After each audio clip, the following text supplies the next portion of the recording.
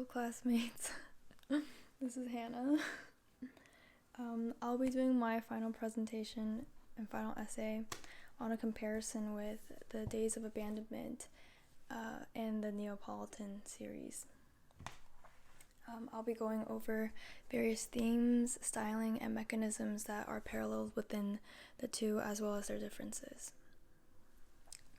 The Days of Abandonment is written to be a fervent rush.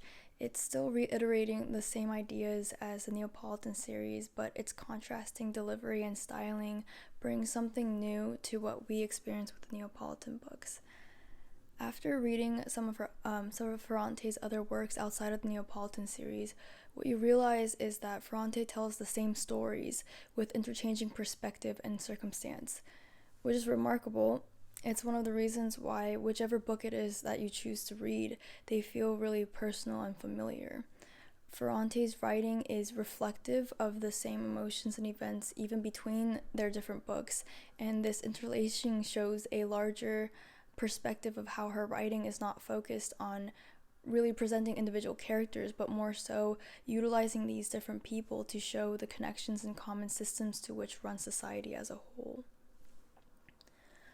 The most significant parallels between the Neapolitan series and the Days of Abandonment is that they both contradict a situation, a life that seems more like an undoing or unraveling, but in actuality it's the becoming of a woman, and it recounts the same journey of seeing themselves for the first time, becoming aware, a realization, final self-honesty.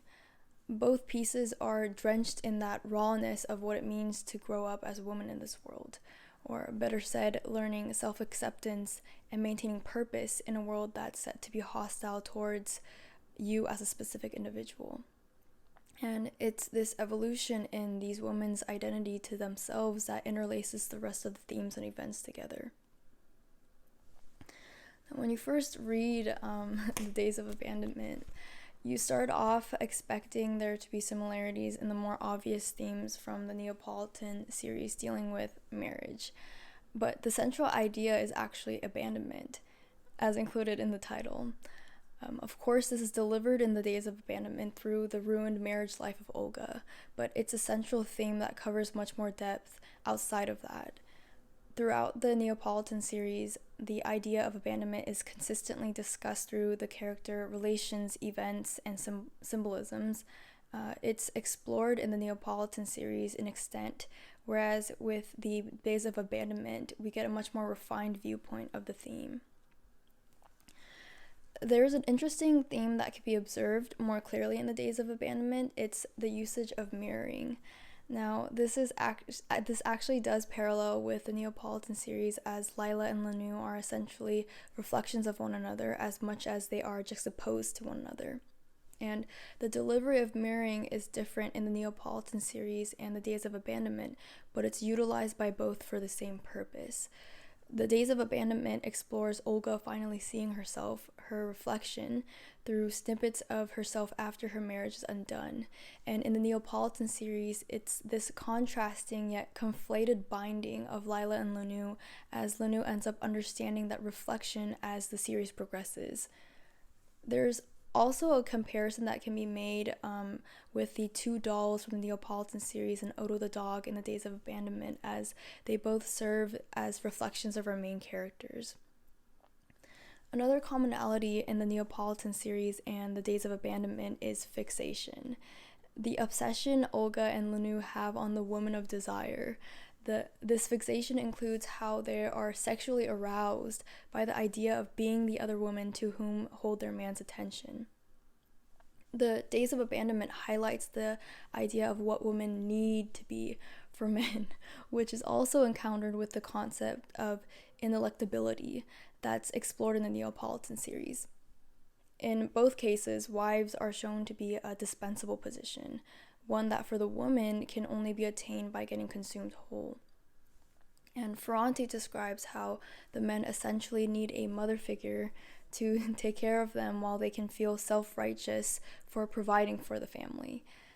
It explores the idea that these men need someone to validate them, a mechanism of compensating for the insecurities and desire for control that's born out of the helplessness of their childhood.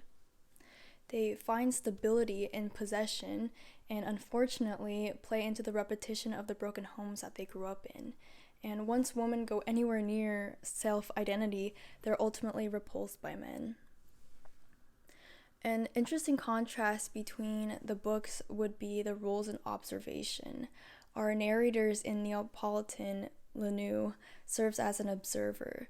She recounts her story through the various people she's encountered in her life, as well as, of course, her observations of Lila. And our narrator in the Days of Abandonment serves as the observed.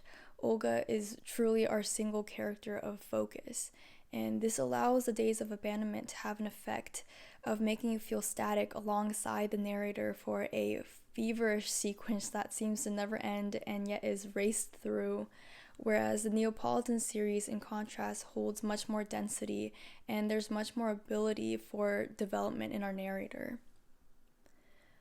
The remarkable thing about Ferrante's writing is that it's really like an onion. You can peel back layer after layer after layer, and there'll always be so much dimension and content left for discussion. And the biggest delicacy you can pick out of Ferrante's writing is the ability to reach in and grab something different, something more each time you read it. The Neapolitan series and the Days of Abandonment utilize a different momentum to show the different yet cohesive elements of femininity's complexity. And Ferrante takes us along as she violently distorts, molds, loves, shapes, and builds these women like malleable clay. I just want to finish off with a segment from the Days of Abandonment that I felt as if Ferrante was describing her own writing. She writes, "I love the writers who made you look through every line, to gaze downward and feel the vertigo of the depths, the blackness of inferno." Thank you for watching.